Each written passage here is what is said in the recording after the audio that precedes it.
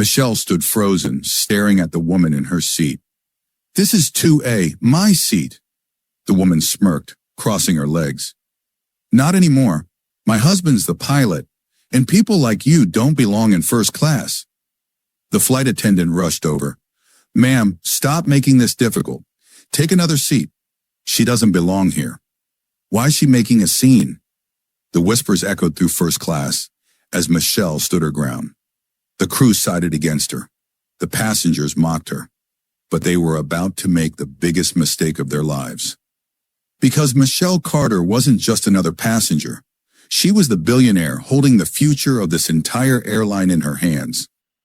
Stick around, because this story is about to expose arrogance, racism, and a twist no one on that flight saw coming. And to understand how it all began, we have to go back to the moment Michelle first boarded Astra Airlines Flight 914. The departure gates of Astra Airlines Flight 914 buzzed with the familiar hum of pre-flight chaos, rolling suitcases clicking over tiled floors, boarding announcements echoing overhead, and passengers weaving through the queues with expressions that mixed anticipation and fatigue. Michelle Carter, 28, moved with a calm poise that stood out from the frenzy. Her braided hair framed a face that carried quiet confidence, and her tailored navy jumpsuit mirrored the elegance of someone who knew her worth. She clutched a leather-bound travel case and a boarding pass marked Seat 2 of First Class. First class wasn't new to Michelle, yet every time she boarded, there was still a subtle pride that tingled beneath her skin, not from vanity, but from knowing she had fought for every inch of progress in her life. This was no hand-me-down, no charity. She had earned her place in the skies. As the flight attendant scanned her pass and waved her through, with a polite smile, Michelle walked the jet bridge with purpose. The door of the aircraft greeted her with a sterile chill of recirculated air. A flight attendant in crisp uniform stood at the entrance. "Welcome aboard, ma'am," the attendant said, lips curving in a professional but somewhat stiff smile. Michelle nodded, polite but detached. She had long learned that greetings could shift depending on what came next. She made her way into the first-class cabin. Rows of plush leather seats stretched before her, each with gleaming screens, champagne flutes, and pillows arranged with calculated precision. Her eyes moved to Seat 2A. Someone was already sitting there. A woman, blonde, immaculately dressed in designer white slacks and a pearl cardigan, lounged in the seat as though it had been built for her. Her sunglasses rested arrogantly on the bridge of her nose despite the dim cabin lighting. One leg crossed over the other, red bottom heels tapping impatiently against the carpet. Michelle paused, double-checked her boarding pass, then offered a calm smile.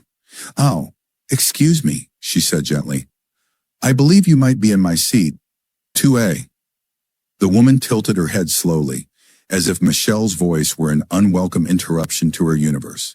She slid down her glasses just enough to reveal cold blue eyes that scanned Michelle from head to toe, dismissing her with a single glance.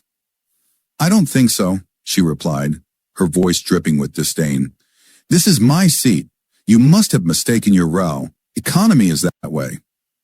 She gestured lazily toward the back of the plane without even bothering to look. Michelle's chest tightened, but she kept her tone steady. "No, I'm certain. 2A is mine." The woman smirked, then leaned back in the seat, clasping her designer handbag tighter, as though Michelle were some sort of threat. "You don't look like someone who belongs here," she said with a small laugh. "But then again, I suppose you people always try to sneak into places you don't belong." Michelle froze.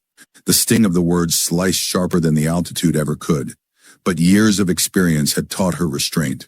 She inhaled slowly, locking her dignity in place. Before she could respond, another voice chimed in. "Is there a problem here?" It was a flight attendant, tall, blonde, and wearing the same crisp uniform as the one who had greeted Michelle at the door. She looked directly at the seated woman with familiarity. The woman, Chloe, as Michelle would later learn, waved a manicured hand. "This lady thinks this seat is hers. Isn't that hilarious? 2A is mine. My husband is the pilot of this flight. Do you really think she belongs here? The attendant's expression flickered, but instead of checking the boarding passes, her lips curved into an apologetic smile directed at Chloe, not Michelle. Of course, Mrs. Kane. I'm sure it's just a misunderstanding. Let me handle it. Turning to Michelle, the attendant's tone shifted into practiced politeness, laced with condescension. Ma'am, perhaps you could show me your ticket? Sometimes mistakes happen. Michelle handed it over without flinching. The attendant glanced at it, her smile tightening. Ah, yes, it does say 2A, but since Mrs. Kane is already seated, maybe we can find you a different spot. There's room in economy class, or... Michelle interrupted firmly, her voice calm but unwavering. No, this is my seat. I paid for it, and I will sit here. Chloe chuckled, leaning forward. You're making a scene over something you clearly don't understand. People like you should be grateful to even be on this plane. My husband runs this flight. Do you want me to call him? Her words weren't just arrogance. They were venom, and they landed hard, drawing curious stares from nearby passengers. Michelle's hands clenched around her bag strap, but her face remained composed. She had faced worse. She knew better than to let her anger hand them a weapon. Call whoever you want, Michelle said quietly, her eyes steady. But this is my seat. For a fleeting second, silence hung in the cabin. But Michelle could feel the storm brewing. Because she didn't know yet how cruel this flight would become, or how shocked they all would be before it landed. The ding of the call button hung in the air when whispers began to ripple through the first-class cabin. Michelle felt them more than she heard them, the way one feels the prickle of heat before a storm. Probably got the wrong ticket. She looks nervous. Maybe she snuck up here. I don't know why she's making a fuss. There are empty seats back there. None of the comments were said directly to her. They were murmured behind hands, traded between passengers who thought their prejudice was subtle. But every word was a needle, aimed at one place, her dignity. Michelle shifted slightly, her boarding pass still in her hand, visible, undeniable. This is my seat, she repeated softly, her tone calm, steady, unshaken. Chloe leaned forward, sunglasses sliding down her nose again, lips curled in mock sympathy. Oh, sweetie, no one's doubting you have a ticket. We're just doubting it's real. I mean, I've seen people print fakes online. It happens. Maybe you thought you could slip in here and no one would notice. She tilted her head as if speaking to a child. But everyone noticed. A ripple of low laughter stirred from a row behind. Michelle's jaw flexed, but she did not speak. Years of facing moments like this had taught her silence could cut sharper than any insult. The young attendant, still standing at Chloe's side, shifted her weight and leaned closer to Michelle. Ma'am, she said, voice taut but dripping with faux courtesy. Mrs. Kane is an important guest. We can move you to economy class immediately. You'll have extra complimentary champagne and, Michelle's eyes lifted, calm but firm. I paid for this seat, and I will sit in this seat. The attendant's polite mask cracked for just a moment. Her lips tightened into a thin line before she forced the smile back into place. Passengers leaned into the drama now, some openly turning in their seats. A man in a tailored suit muttered loud enough to be heard, "Some people don't know when to quit." A woman across the aisle whispered, "What kind of woman embarrasses herself like this in public?" Chloe basked in it, her smirk growing as if she were feeding off their support. You hear that? She said to Michelle, voice dripping with triumph. No one here agrees with you, not one person. You're just making yourself look foolish.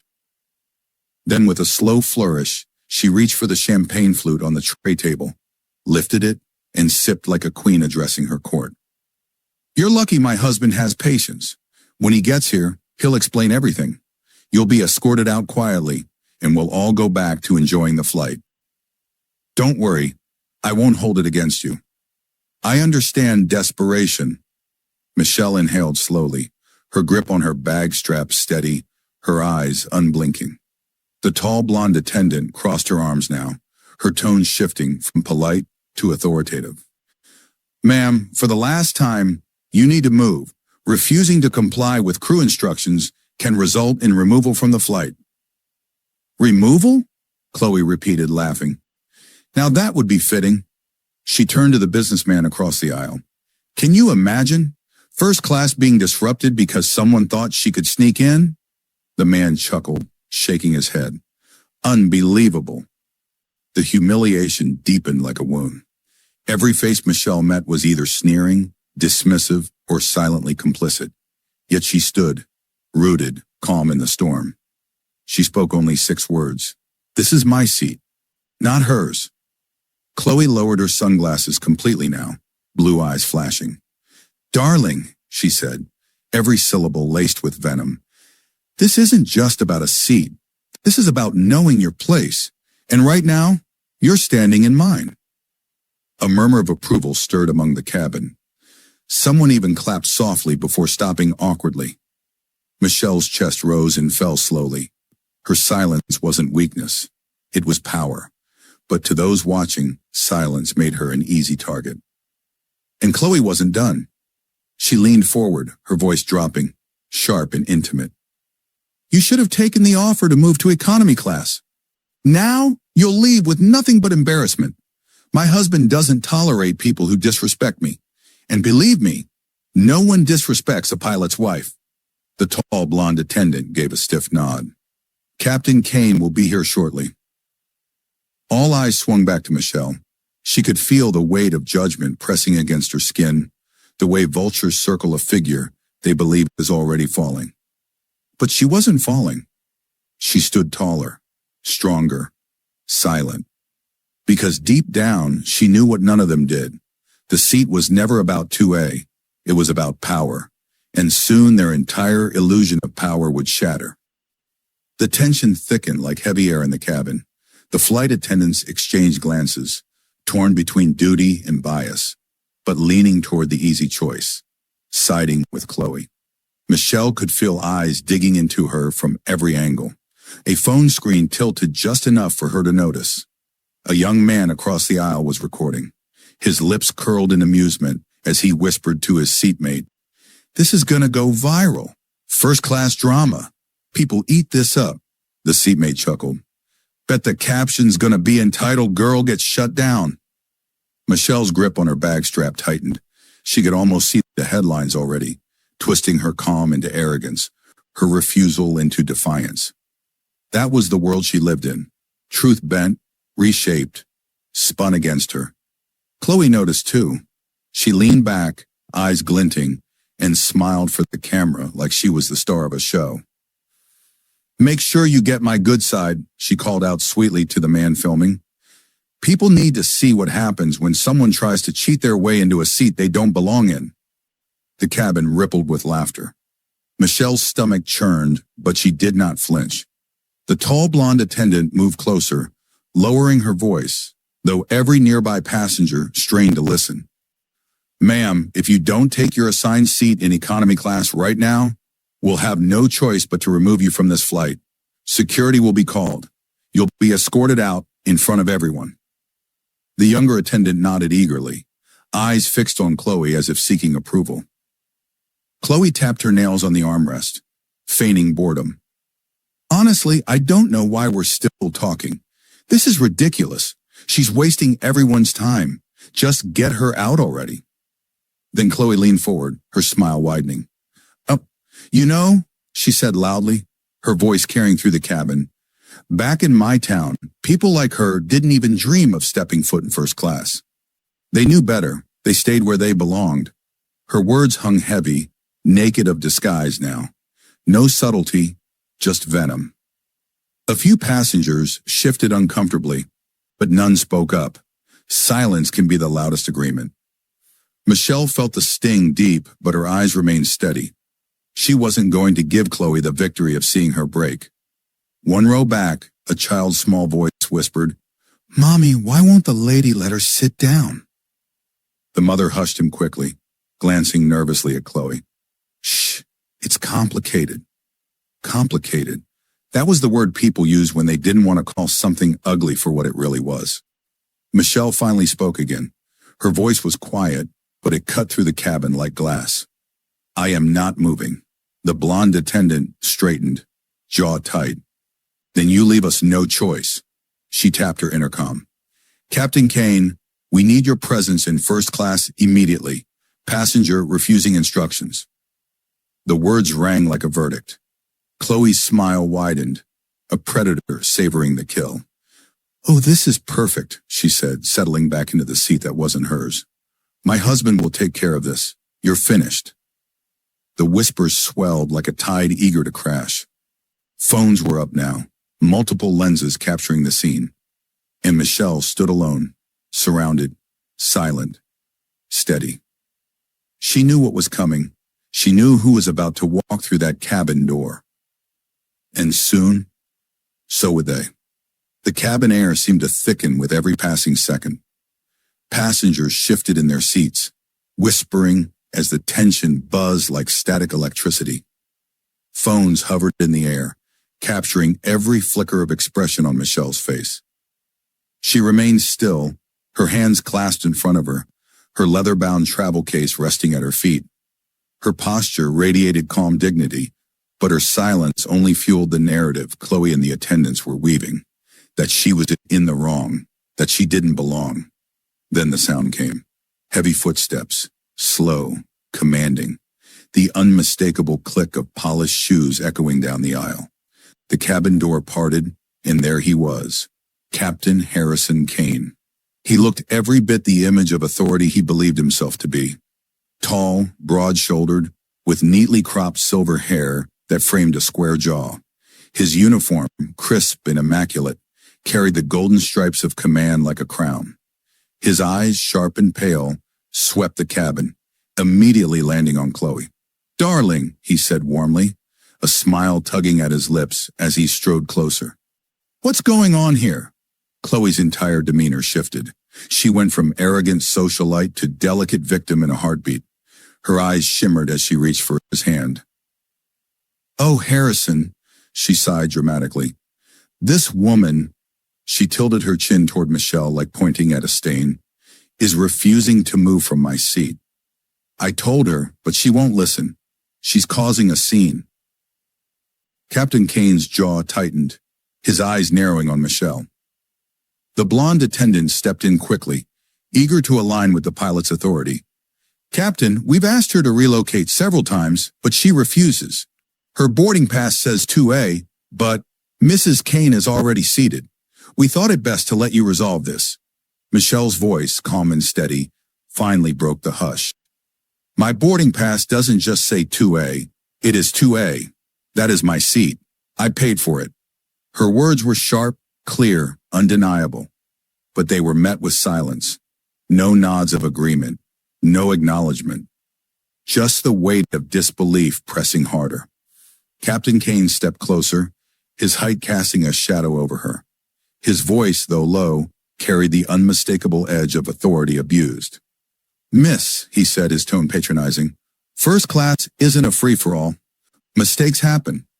Maybe you booked incorrectly, maybe you thought you could sneak in. But you're holding up my flight, and no one holds up my flight." The murmurs rippled through the cabin, like gasoline meeting a spark. "She said sneak in. Unbelievable. Bet she's trying to get something for free."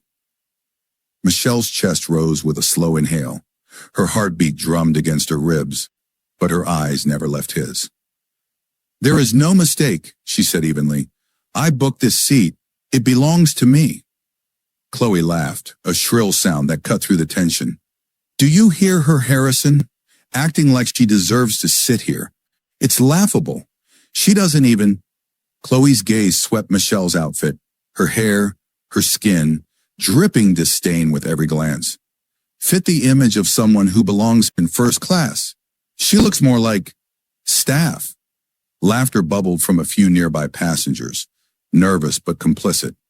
The younger flight attendant tried to add fuel, her words sharp. "We offered her a perfectly good seat in economy class. She refused. She's deliberately obstructing takeoff, Captain."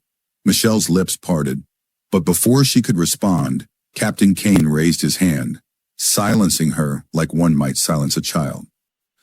"I've heard enough," he declared. His voice now rang with the authority of command, the finality of someone used to unquestioned obedience. This is my plane, and what I say goes. You will take the seat you're offered, or you will be removed. End of discussion. Gas fluttered through the cabin. Phones leaned in closer. Some passengers looked thrilled. Scandal unfolding live before them. Others looked uneasy but kept quiet, unwilling to challenge the balance of power. Michelle's voice, calm and steady, cut through again. You don't get to decide where I belong. My ticket does. Captain Kane's eyes narrowed. You're testing me, miss. That's a very dangerous thing to do. Chloe squeezed his hand, purring in satisfaction. Just have her escorted off, Harrison. People like her never learn unless you put them in their place. Michelle's stomach twisted at the words, but her face showed nothing. Years of battles had taught her the art of stillness. A middle-aged passenger 2 rows back finally spoke up. Excuse me, Captain, but I saw her boarding pass. It does say 2A. Maybe this isn't her fault. Every head snapped toward him. Chloe's glare turned venomous. Oh, please, she sneered. You don't know what you saw? She probably printed something fake. The blonde attendant nodded quickly. It happens more often than you'd think. People trying to scam their way into first class. Michelle's jaw clenched. She forced herself to breathe evenly, though every word scraped against her dignity like shards of glass. Are you calling me a thief? She asked, her voice dangerously quiet. No, Captain Kane said, though his smirk betrayed the lie. But you're certainly acting like someone who doesn't belong here. The words landed heavy, like a gavel striking. For the first time, Michelle's composure cracked, not in anger, but in pain. Her eyes closed for a fraction of a second. She wasn't just fighting for a seat. She was fighting for the principle that had shadowed her entire life. The endless battle to prove she belonged, no matter how hard she had worked, no matter how much she had achieved. When her eyes opened again, they were steady, unflinching. I'm not moving, she said simply. The silence that followed was deafening. Captain Kane's face hardened. His pride stung. He turned sharply to the attendants. Call ground security. If she won't move, she's not flying. A ripple of shock ran through the cabin. Phones zoomed in closer. Passengers whispered furiously. Michelle stood tall, her hands still at her side, her voice calm as ever. You'll regret this. It wasn't a threat. It wasn't anger. It was a quiet, prophetic truth that none of them understood. Yet. Chloe chuckled, leaning back in her stolen seat, smug as a queen on her throne. Oh, darling, she cooed to her husband. This is going to be a story we laugh about for years. But the story was only just beginning.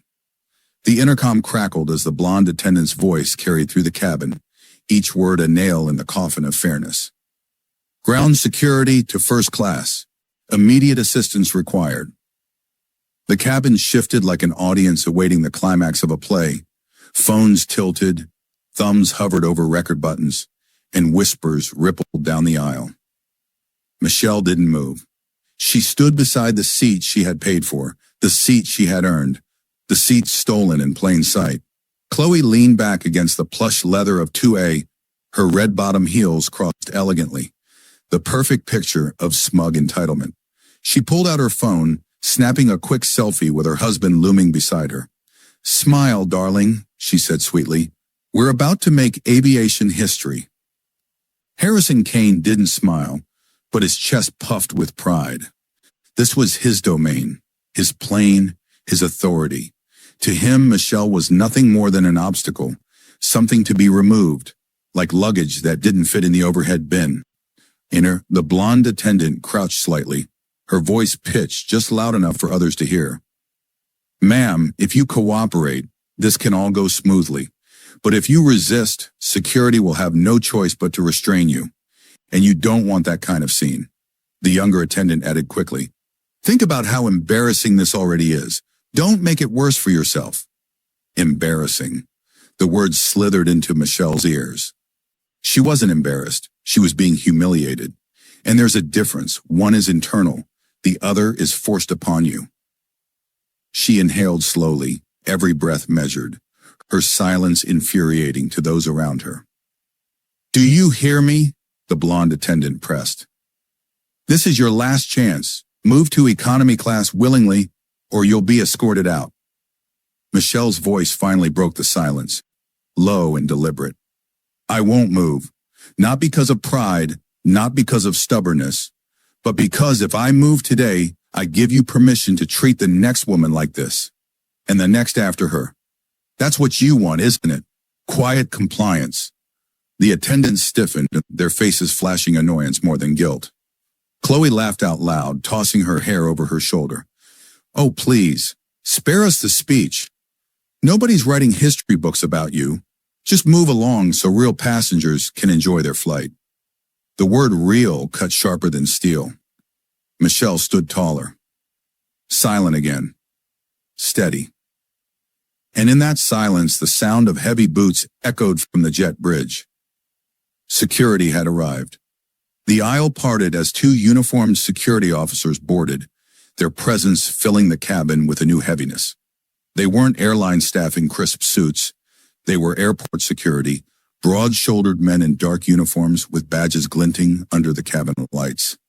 Each step they took made the whispers grow louder. "There she is," Chloe announced immediately, pointing at Michelle like a child tattling in class. "She's the one. She's been disruptive since boarding."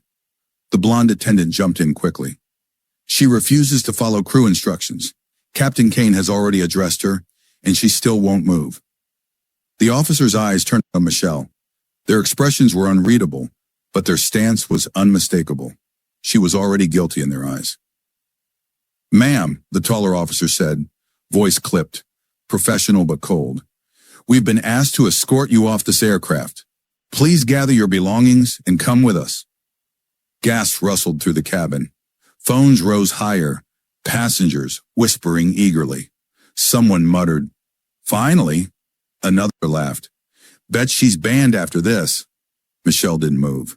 She looked at the officer, calm but resolute. "Why am I being removed? I have a boarding pass. This is my seat."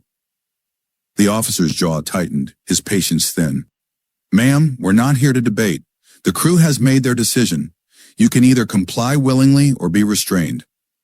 Restrained. The word cut like a blade. It wasn't just about removal anymore. It was about framing her as dangerous. As a threat. Chloe leaned back, smirking at the officers, as though she'd orchestrated the entire performance. "Thank you for handling this. Honestly, it's disgraceful. My husband runs this flight, and we can't have people sneaking into seats they can't afford." Her voice carried, deliberately loud. The venom in "can't afford" struck Michelle deeper than any shove could. The younger flight attendant whispered to the passengers in the first row, "Don't worry, we'll have her out in a moment." The words were meant to soothe, but they burned Michelle with their dismissal. The shorter officer stepped closer, his gloved hand hovering near Michelle's arm. "Last chance, ma'am. Stand up, or we'll remove you ourselves." Michelle's lips parted, her voice low but firm. "If you touch me, you'll regret it." It wasn't a threat. It was a promise. One none of them yet understood. "Oh," the taller officer sighed, already wary of her defiance. "All right, have it your way."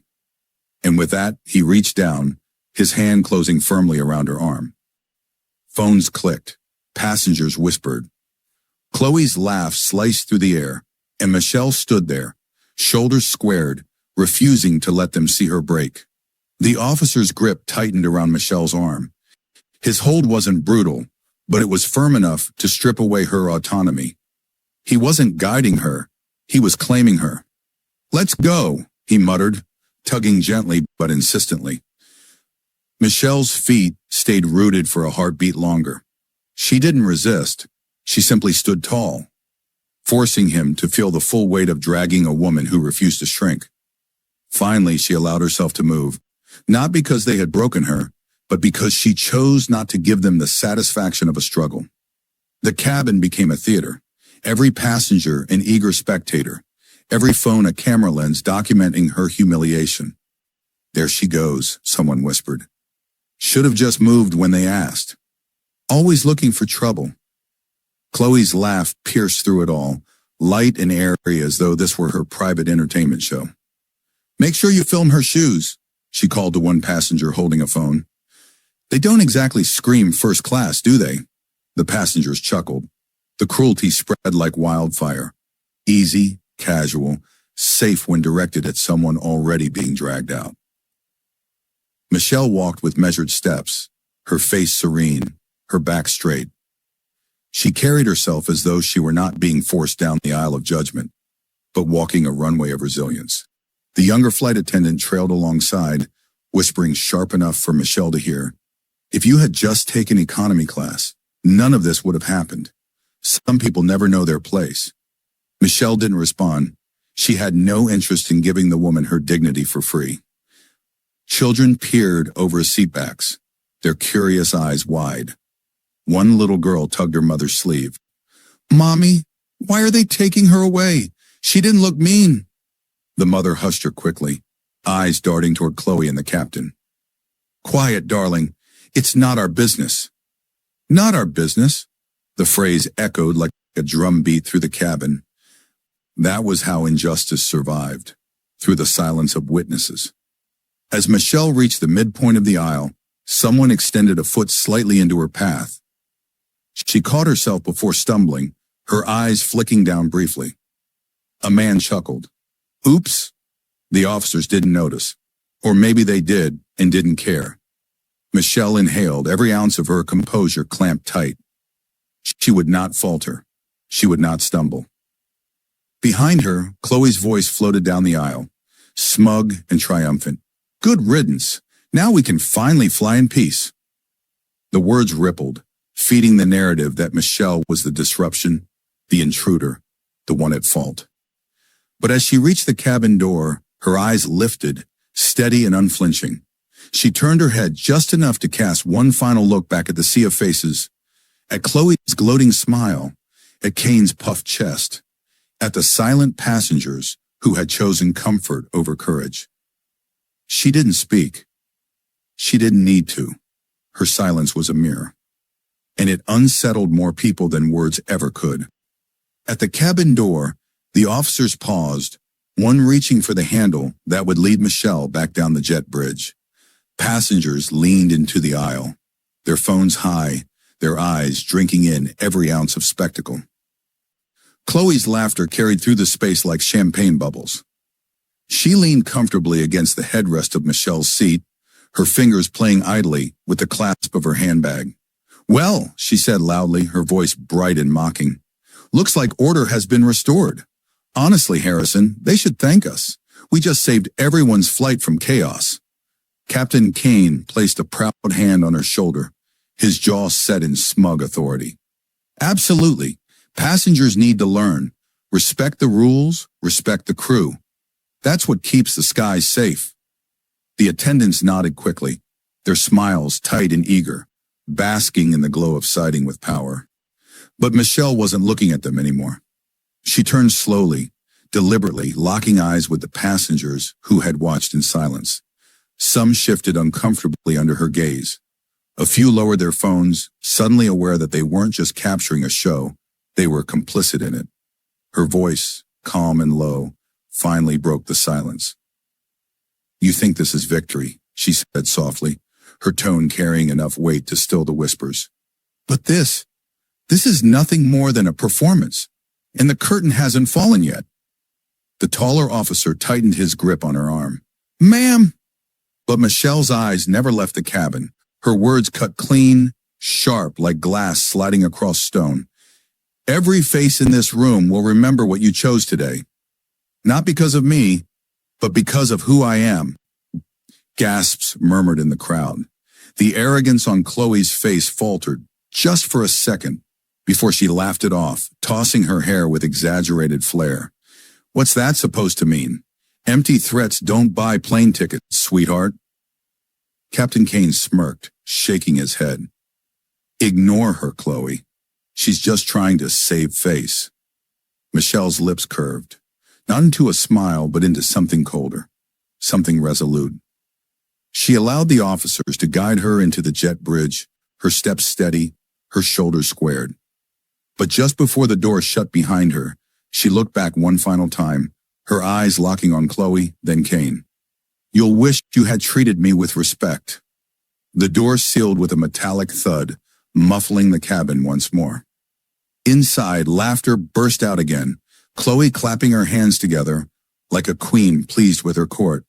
"Finally. Now, let's get the champagne flowing, shall we?" Captain Kane nodded to the crew. "Let's prepare for a takeoff." The passengers settled back, some relieved, some uneasy. None of them knew that the turbulence ahead would have nothing to do with the weather. The cabin had shifted into an eerie kind of silence after Michelle's removal, as though the very air had grown heavier with judgment. For a brief moment, it felt like the drama was over. The storm passed, but the truth was, it had only just begun. First class sat cloaked in a strange tension, half victory, half unease. Passengers fidgeted in their plush leather seats, avoiding one another's eyes. Some stared blankly at the seatback screens, trying to pretend they hadn't just witnessed the humiliation of a young black woman dragged off before takeoff. Others leaned toward their seatmates, whispering, their voices just low enough to sound conspiratorial. Chloe Kane, however, basked in triumph. Reclined luxuriously in seat 2A, the seat she had stolen, she crossed one leg elegantly over the other, her red bottom heels catching the cabin lights with each smug tap against the carpet. She swirled her champagne flute idly, savoring the bubbles as though they were proof of her power. "Well," she said loudly enough for those around her to hear, "that little scene was exhausting. Some people really don't understand boundaries. Imagine thinking you can sit here just because you bought a ticket." She let out a laugh, delicate but laced with venom. Money can't buy class after all. A couple seated in 3C and 3D chuckled nervously, though their smiles faltered when Chloe turned her icy blue gaze on them. Approval from the pilot's wife wasn't optional, and neither was disapproval. The tall blonde flight attendant reappeared, now glowing with sycophantic energy. She leaned toward Chloe with an obsequious smile. "Mrs. Kane, I'm so sorry you had to deal with that nonsense. Some passengers just misunderstand where they belong." Chloe smirked, sipping her champagne. "Oh, I don't blame her entirely. It's not her fault she was raised to think the world owes her a seat she didn't earn. But in my cabin? No, not today." The words drifted like poison through the air, and though a few passengers shifted uncomfortably, no one dared contradict her. In the galley just beyond the velvet curtain separating first class from the rest of the plane, two younger attendants whispered as they poured coffee into stainless steel carafes. "Did you see her face?" one asked, stifling a laugh. "She looked like she was going to cry when they pulled her out. Honestly, what did she think was going to happen? Picking a fight with the captain's wife?" Her colleague snickered. "Yeah, but still, she had the ticket. I saw it. That was her seat." The first rolled her eyes. "Technicalities. Mrs. Kane runs this cabin. Besides, don't you think it's, I don't know, a little weird how bold she was, standing up like that? People usually back down." The second attendant hesitated, then shrugged. "I guess, but you know how these types are. Always wanting to make a scene. My mom says the same thing. They like to play victim." Both women laughed softly, but unease crept into their tone. The first poured another stream of coffee, her hands shaking just slightly. Back in first class, Chloe stretched her arms luxuriously and signaled for more champagne. When the blonde attendant rushed to pour, Chloe raised her voice again, ensuring nearby passengers were listening. "Honestly, I don't know why airlines let those people into first class anyway. It cheapens the experience for everyone else. This is supposed to be luxury, not charity."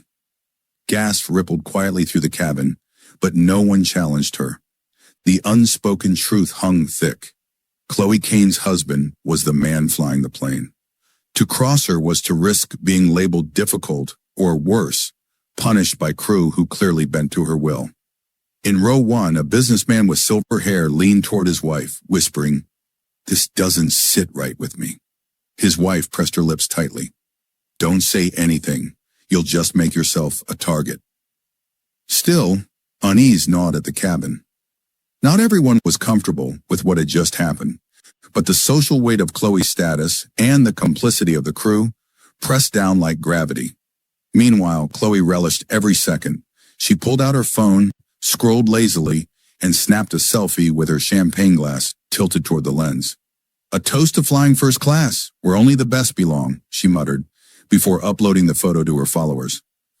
"Captain Harrison." Kane's voice soon boomed from the intercom. "Oh, ladies and gentlemen, this is your captain speaking. We're beginning our taxi to the runway. Flight time to New York will be approximately 6 hours with clear skies ahead. Sit back, relax, and enjoy Astra Airlines, where we treat our passengers like family." His words, dripping with irony, ignited another smug smile from Chloe. She clinked her glass softly against the armrest, whispering to herself, "Family. Exactly."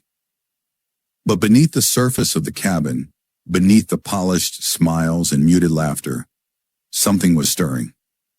Because power gained by cruelty never lasts, and while Chloe basked in her stolen victory, the balance of power on Flight 914 was already beginning to shift.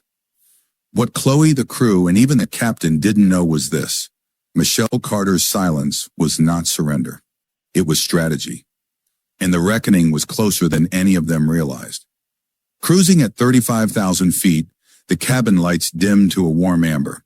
Champagne flutes clinked, screens flickered with films no one truly watched, and the hum of the engines lulled the passengers into a fragile calm. In first class, Chloe reclined deeper in 2A, her red-bottom heels now propped shamelessly on the ottoman that had once been Michelle's. A silk blanket draped across her lap as though it were a royal robe. Every so often she would chuckle under her breath, reliving the earlier scene like a treasured memory. "I told her," Chloe muttered to herself, swirling the last sip of champagne. "People like her don't belong here." The blonde attendant hovered close, eager to please. "Mrs. Kane, would you like me to bring you another bottle?" Chloe smirked. "Yes, something French. Not the cheap sparkling you gave the others." The attendant bowed slightly before hurrying off. Behind her, passengers whispered again. Some were still disturbed by what they had seen, but most had resigned themselves to silence. Chloe's shadow stretched long, and no one wanted to stand beneath it. Then a chime cut through the cabin, not the ordinary seatbelt ding, but the crisp, commanding tone that prefaced official announcements. Every head tilted upward. The intercom crackled. A pause. Then a voice. Steady, calm, resonant. "Good evening, passengers of Astra Airlines Flight 914. The voice wasn't Captain Kane's. It wasn't a flight attendant's either. It was smooth, feminine, and carried a weight that made every syllable land like a stone in water. It was Michelle. The cabin froze. Forks hovered mid-air. Champagne flutes trembled in startled hands. Even Chloe's smirk faltered, her brow creasing beneath her flawless makeup. "My name is Michelle Carter," the voice continued, clear and unhurried. "Some of you may remember me. Just before takeoff, I was told I did not belong in seat 2A. Gasps rippled through the passengers. The memory was still fresh, the humiliation vivid in every onlooker's mind. People glanced nervously toward Chloe, whose posture stiffened as though she'd been doused with ice water. Michelle's voice carried on, unwavering. "I was escorted off this plane because of prejudice, arrogance, and the misuse of authority. Because of one woman's belief that her power, through her husband, through her skin, through her arrogance, was greater than my right to exist in dignity." The cabin seemed to shrink around Chloe. Passengers inched away from her, their silence suddenly sharp, accusatory. Chloe leaned forward, hissing toward the blonde attendant. "Turn that off! Do you hear me? Turn it off!" The attendant fumbled with the panel near the galley, panic flashing across her face, but the announcement remained. Michelle's voice poured through every speaker, unstoppable. "What you don't know," Michelle continued, her tone iron-wrapped in velvet, "is that I am not simply a passenger. I am not someone who sneaks into spaces where she doesn't belong. I built this space. I financed it. I own it. Murmurs exploded among the passengers. The businessman in row 1 straightened, eyes widening. A young woman in row 3 clapped a hand over her mouth.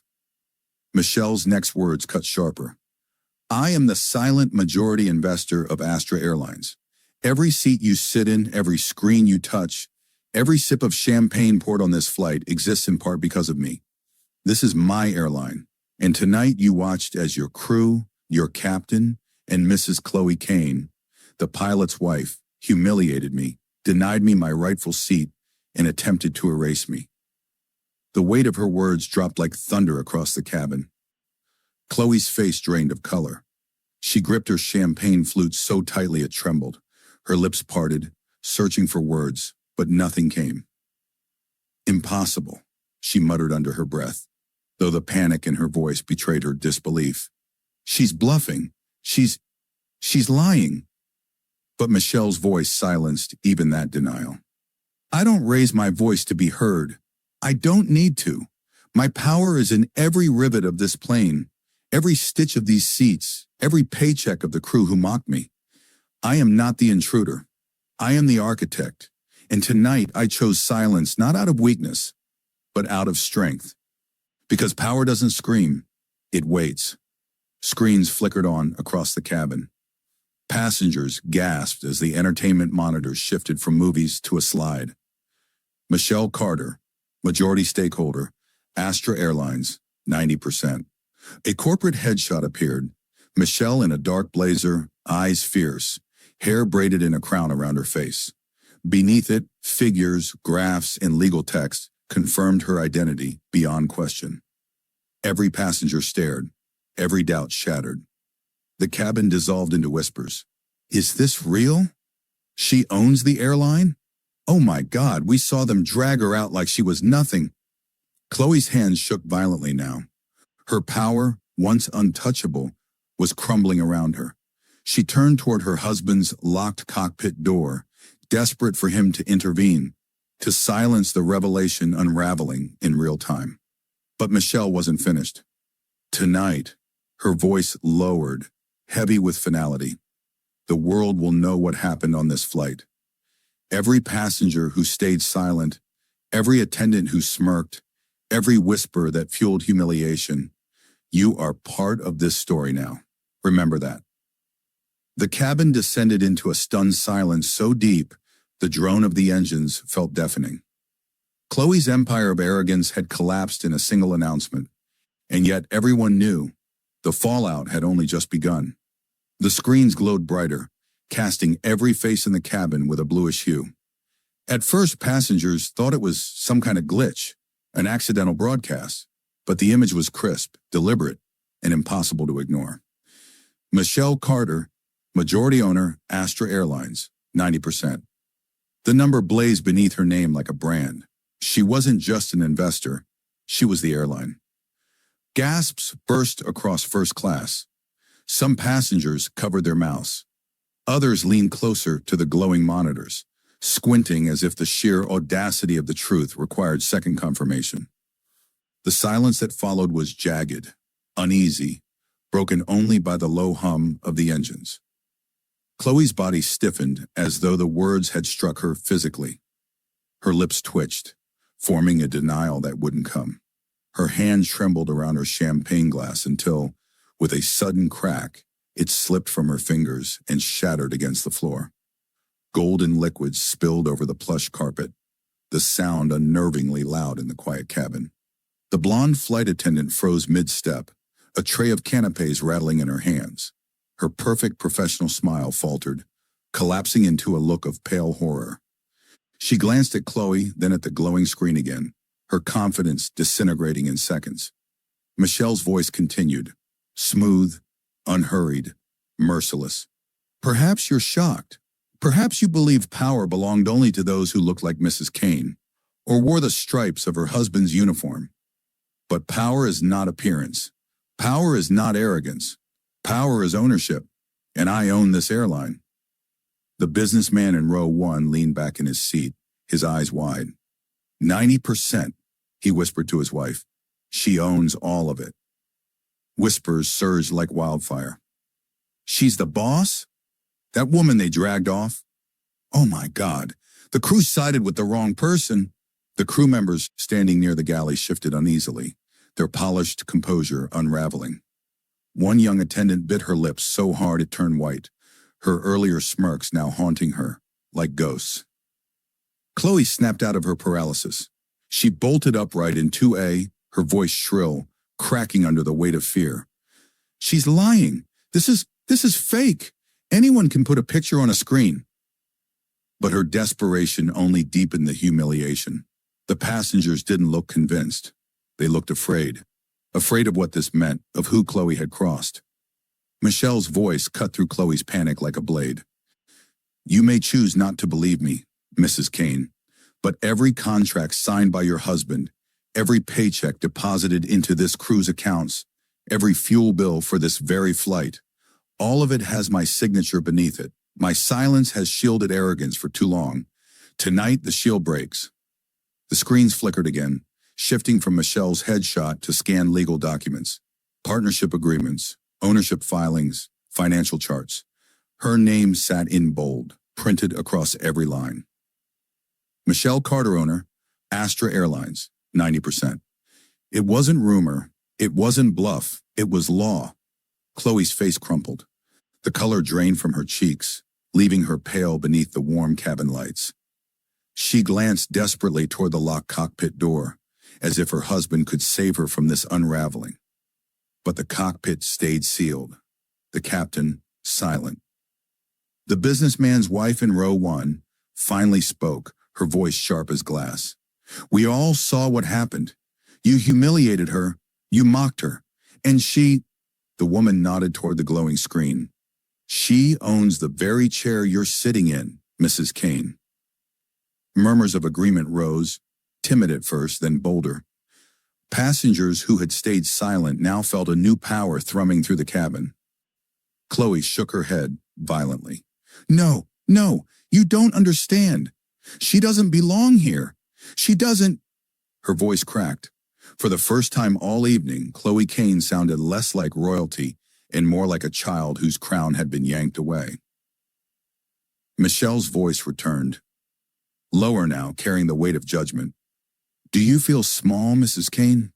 Do you feel the world slipping out from beneath you? That is the weight you tried to place on me. That is the sting of being told you don't belong. And it is only the beginning. The passengers sat in rapt silence.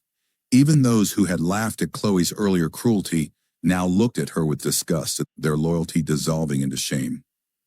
One young man in row 4 whispered to his partner, she could ruin them. She could end the captain's career right now.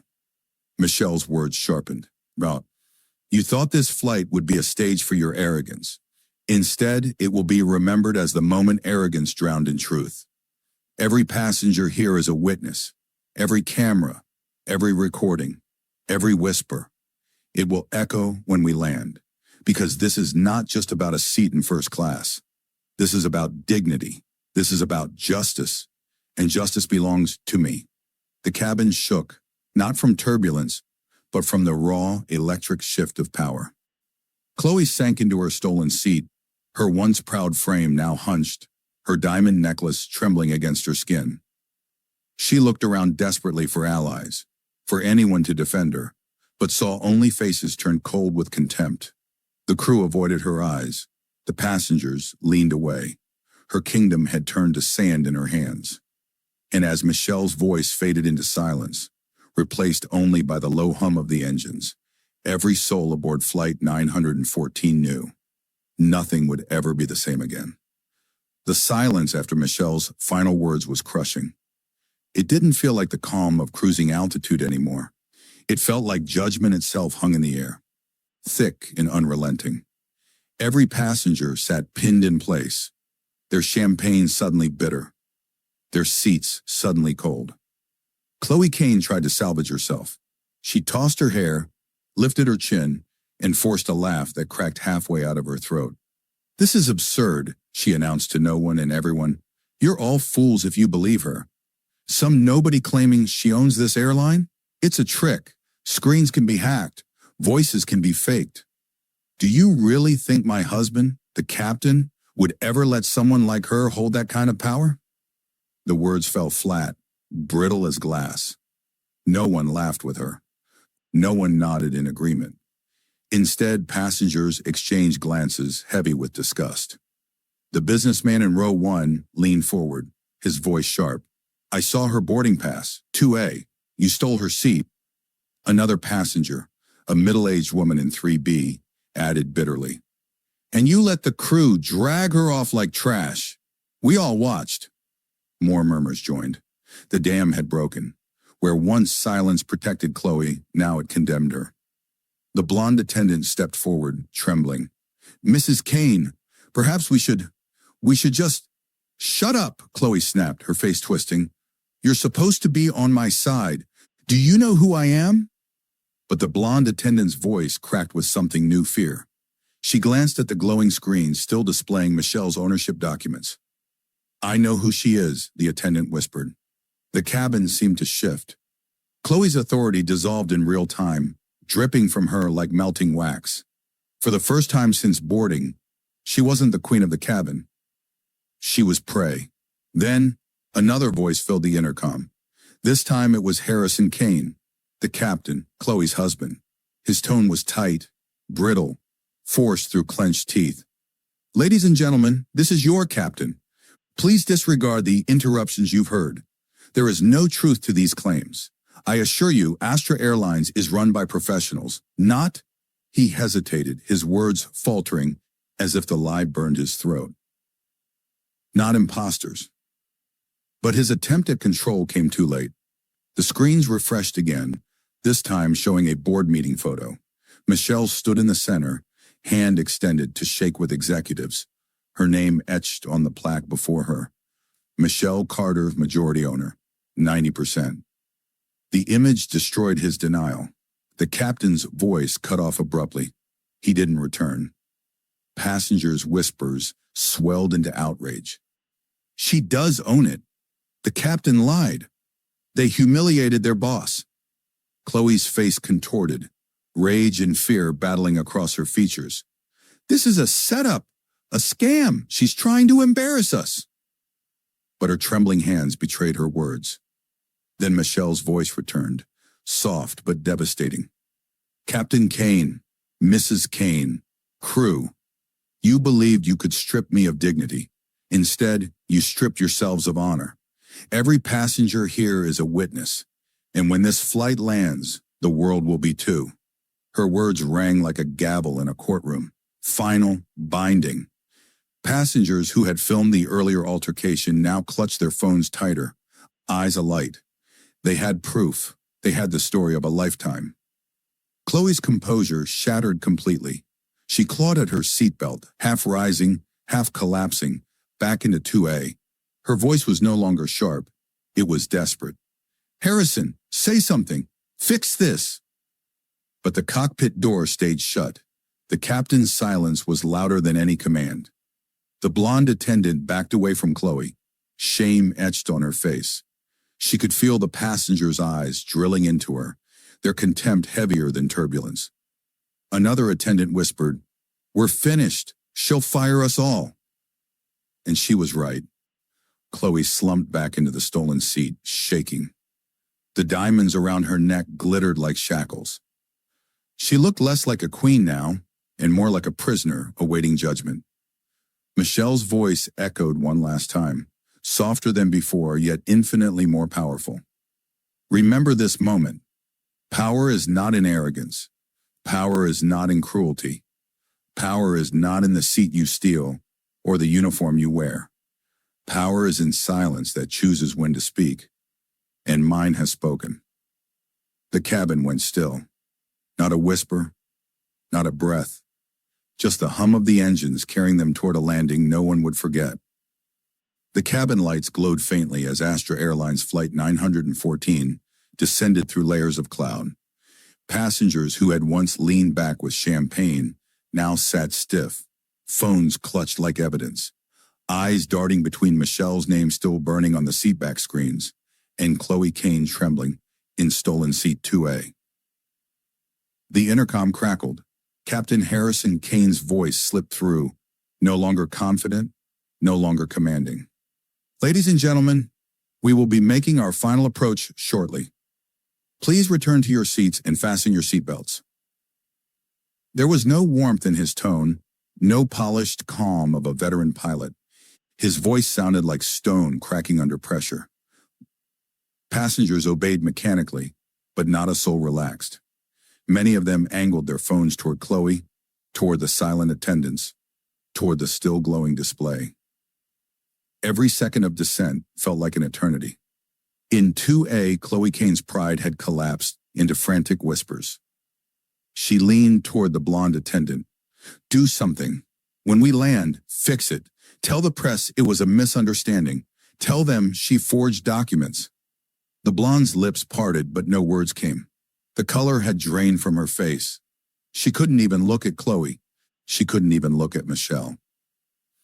Michelle, meanwhile, sat in enforced silence. Not because she was powerless, but because silence itself had become her sharpest weapon. Every tick of the second hand drove the point deeper. They had tried to erase her, and now their own fear was doing the rest. From the cockpit, Harrison's voice broke in again. "Cabin crew, prepare for landing." But in his hands, the yoke trembled. He had never feared landing until this flight. Not turbulence, not storms, not mechanical faults, but the ground. The ground meant faces, press, executives, board members, and above all, the woman they had humiliated stepping off his aircraft as the true master of his livelihood. Chloe sensed it too. She gripped the armrests of 2A until her knuckles blanched. "They can't do this. They won't believe her. I'm the captain's wife. She broke off when she saw passengers filming her again, their eyes sharp with disgust. Whispers flowed through the rows like wildfire. "Unbelievable. She's finished. They both are." The wheels screeched against the runway. The cabin jolted. A ripple of gas filled the air, then silence. The aircraft slowed, rolling steady toward the terminal. Michelle closed her eyes, not in fear, not in fatigue, but in quiet anticipation. She knew what waited outside. The plane eased to a stop. The familiar ding of the seatbelt sign echoed, but no one moved. They were waiting. The intercom clicked once more. Harrison's voice returned, hoarse, stripped of command. "Ladies and gentlemen, welcome to New York. Local time is 7:42 p.m. Please remain seated until the aircraft has reached the gate." A pause, longer than necessary, then clipped, as if each syllable drew blood. "On behalf of Astra Airlines, we thank you for flying with us." The sarcasm in the passengers' muted chuckles was unmistakable. Through the window blinds, flashes already sparked. Media vans crowded the tarmac. Security officials, airline staff in dark suits, and cameras lined the jet bridge like soldiers waiting for a procession. Passengers sat up straighter, realizing they were part of history now.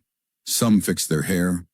Others whispered into phones, "Yes, I was there. I saw everything. She owns it. She owns all of it." Chloe's breath grew shallow. "They're here for us," she whispered. "For me and Harrison. They'll support us. The door at the front clicked open. The jet bridge connected with a metallic groan. But no crew moved to usher Chloe forward. Instead, all eyes turned back to Michelle. She stood slowly, with a grace that mocked every insult hurled at her. She adjusted her jacket, smoothed her curls, and glanced once at Chloe. A glance that contained no anger, no malice, only the kind of cold pity that pierced deeper than rage. Michelle walked toward the exit. The aisle cleared before her like a parted sea. Even those who had mocked her earlier now straightened in reverence, stepping aside as though royalty passed. Every camera outside was waiting not for Chloe, not for the captain, but for her. The silent billionaire. The woman they had tried to erase. As she reached the door, Michelle paused. She turned slightly, her eyes locking with Chloe's one last time. And then, in a voice low but carrying, she said, "Enjoy your seat while you can." The words struck like a verdict. Chloe shrank against the leather, eyes wide, throat tight. Michelle stepped off the plane, and the roar outside swallowed everything. The jet bridge was a tunnel of flashing lights. Microphones jutted forward like spears, and cameras fired relentlessly, each flash immortalizing Michelle's steps. She didn't rush, she didn't hide. She emerged from the aircraft with the calm of someone walking into a boardroom she already owned. Reporters surged forward, voices overlapping in a storm of questions. "Miss Carter, were you mistreated on this flight? Do you really own 90% of Astra Airlines? Is it true the captain's wife tried to remove you from first class? What actions will you take against the crew?" Michelle offered nothing. Not yet. She let the questions hang in the air, let the frenzy grow. Because power wasn't just in owning 90%. It was in knowing when silence made them hungrier. Behind her, Chloe Kane tried to push forward. She shoved past a pair of passengers, her pearl cardigan wrinkled, her hair fraying from stress. "Excuse me, I'm with the captain. Move!" But instead of parting, the crowd turned their cameras on her. Dozens of phones lifted, capturing her flushed face, her shrill voice. "There she is," someone whispered. "The one who stole the seat." She called security on Michelle Carter. She mocked her. "I heard everything." Chloe's stomach flipped. The attention that once fed her ego now clawed at her like fire. At the far end of the jet bridge, a wall of executives in tailored suits waited, flanked by airport security and Astra Airlines PR team. Their faces were masks of control, but their eyes betrayed panic. At the center stood Alan Graves, CEO of Astra Airlines. Silver-haired, sharp-jawed, the kind of man who had built a career balancing charm and ruthlessness. Tonight, however, his charm was gone. He stepped forward the moment Michelle appeared. "Miss Carter," he said, his voice pitched carefully between respect and desperation. "Allow me to personally welcome you home. We are deeply sorry for what transpired on Flight 914. The cameras clicked wildly at his words. Michelle studied him for a moment. She said nothing. Graves swallowed hard, then extended a hand. "Please, come with me. We'll escort you to the executive lounge immediately. No press, no disturbance." Michelle finally spoke, her voice low, deliberate. "Why would I hide?" The words froze him. Around them, reporters gasped. Michelle's eyes swept the crowd. "You let this happen because you thought I would stay silent. Tonight, silence ends." Gasps, whispers, cameras flashed like lightning. From the aircraft doorway, Captain Harrison Kane appeared. His uniform was immaculate, but his face was ashen. He stepped onto the bridge like a man walking to his own execution. Chloe rushed to his side, clutching his arm. "Tell them, Harrison. Tell them she doesn't belong in first class. Tell them—" But her words died when he shook her hand free. "Stop," he muttered. She blinked. "What?" "Just stop." His jaw clenched. "It's over." The betrayal hit Chloe harder than turbulence ever could. She stumbled back, her mouth opening and closing with no words. Passengers filed off the plane behind them, many holding up phones, narrating live feeds. "There's the pilot." "Yeah, that's his wife. Look at them. Finished." "I can't believe they messed with Michelle Carter. This is history right here." The PR team tried to form a barrier, but it was useless. The crowd wanted blood. Graves lifted his hands for quiet. "Ladies and gentlemen, Astra Airlines will be issuing a formal statement within the hour. Please." Michelle interrupted, her voice steady, her words slicing through the chaos. "No, I'll speak for myself." The crowd hushed instantly. Even Graves stepped aside. Michelle faced the cameras. Her posture was flawless, her expression unreadable. "Tonight on Flight 914, she began, "I was told I didn't belong in the seat I paid for. I was told I didn't belong in first class. I was told I didn't belong at all." Her eyes shifted toward Chloe, who squirmed under the spotlight. Those words weren't just about a seat. They were about race, about power, about arrogance. The crowd roared. Some reporters raised fists in solidarity. Michelle continued, "I didn't fight back in anger. I didn't shout. I didn't push, because I didn't need to. Power doesn't scream. It reveals itself when the mask of arrogance collapses.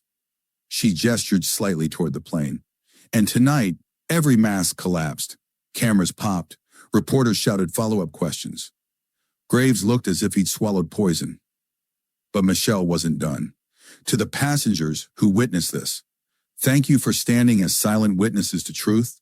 To the crew who mocked me, to the pilot who stood by, and to the woman who thought her husband's title gave her license to humiliate others.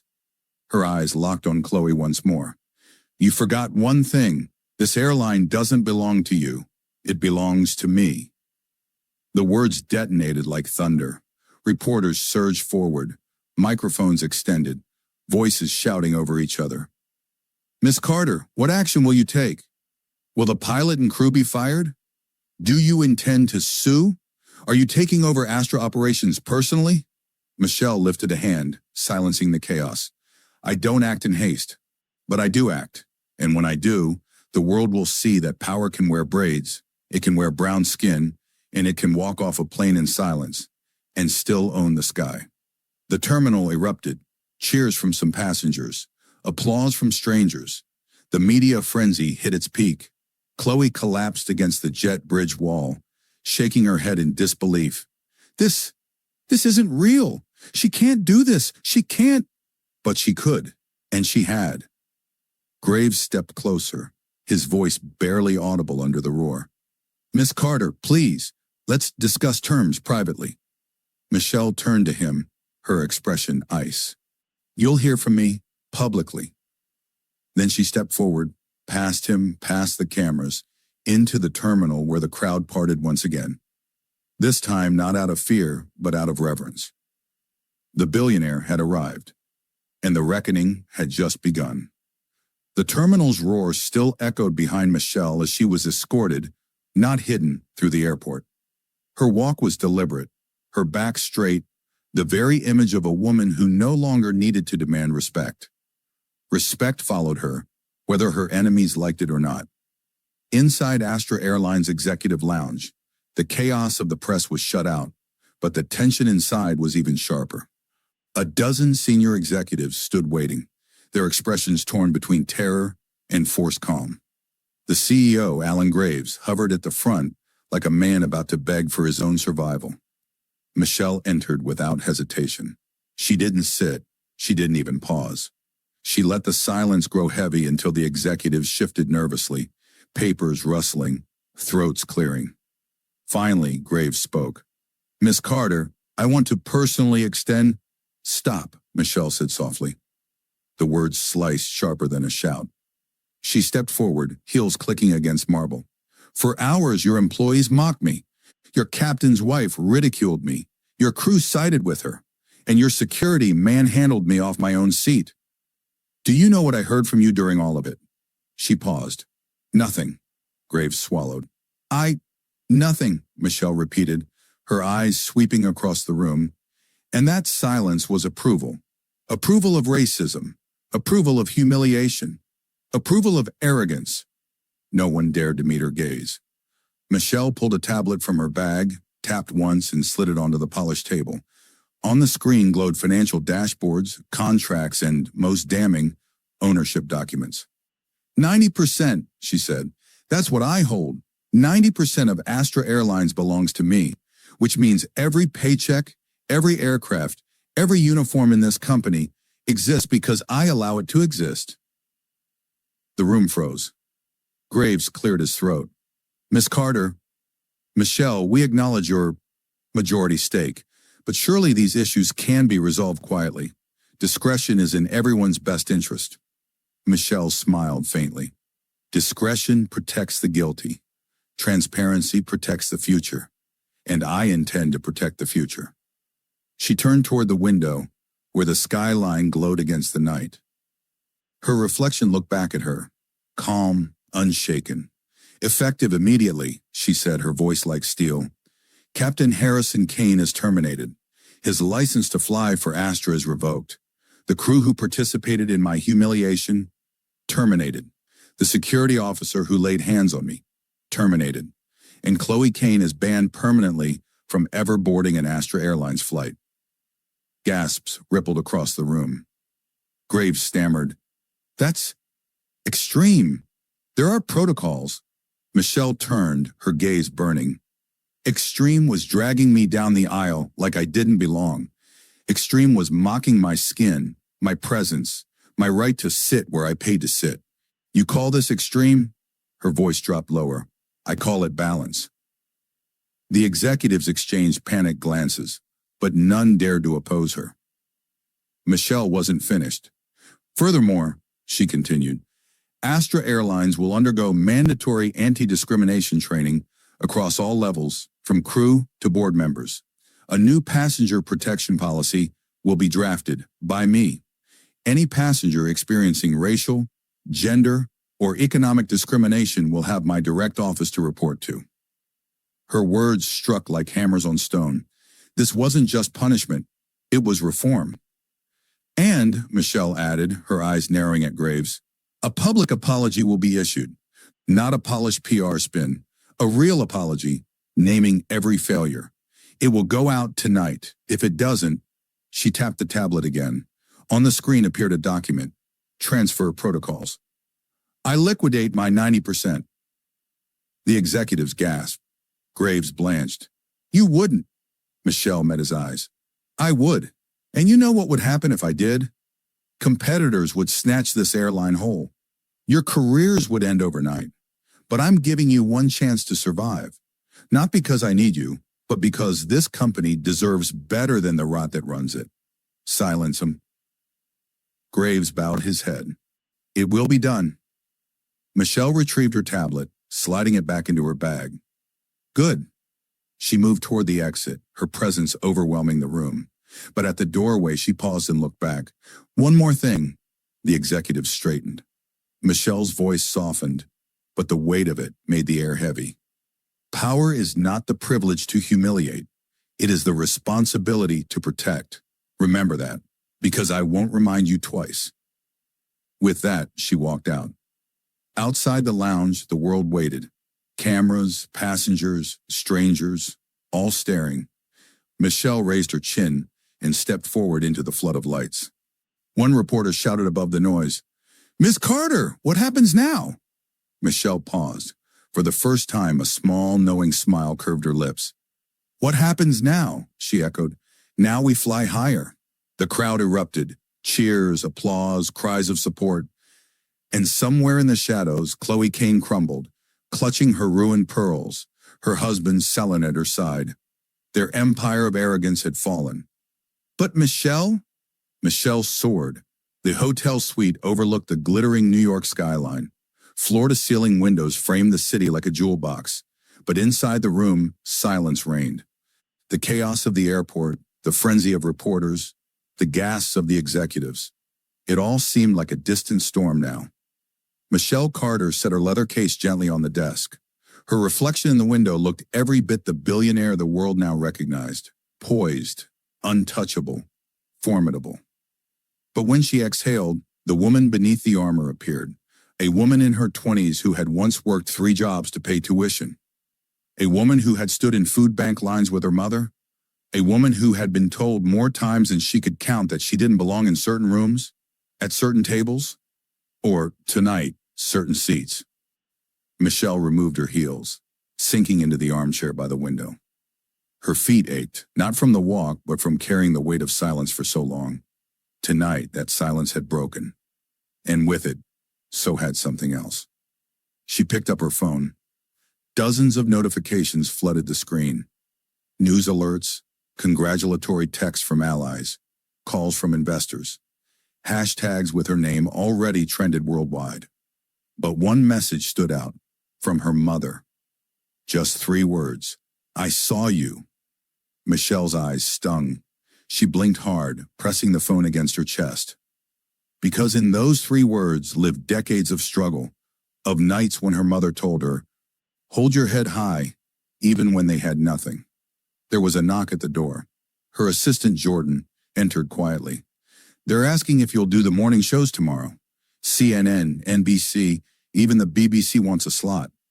Michelle shook her head. Not yet. Jordan hesitated. You sure? This is history. People want to hear you.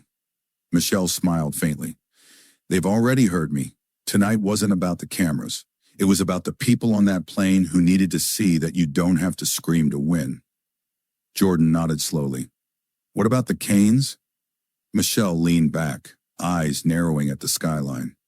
They'll face the consequences, not because I want revenge, but because arrogance unchecked becomes poison. And this airline is mine now. Poison doesn't fly under my wings. Jordan's lips curved into a small smile. You sounded just like your mother when you said that. Michelle chuckled softly. Maybe I did. Jordan excused himself, leaving Michelle alone once more. She stood, walking back to the window. The city stretched endlessly before her. Somewhere out there, a little girl was being told she didn't belong. Somewhere, a young black woman was being dismissed, mocked, overlooked. And tomorrow, those women would see the headlines and know one thing. The sky belonged to them too. Michelle touched the glass, her reflection meeting her gaze.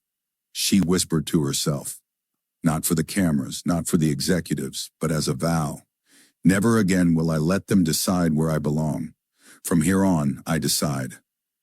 Outside, a jet streaked across the night sky, its lights blinking against the darkness.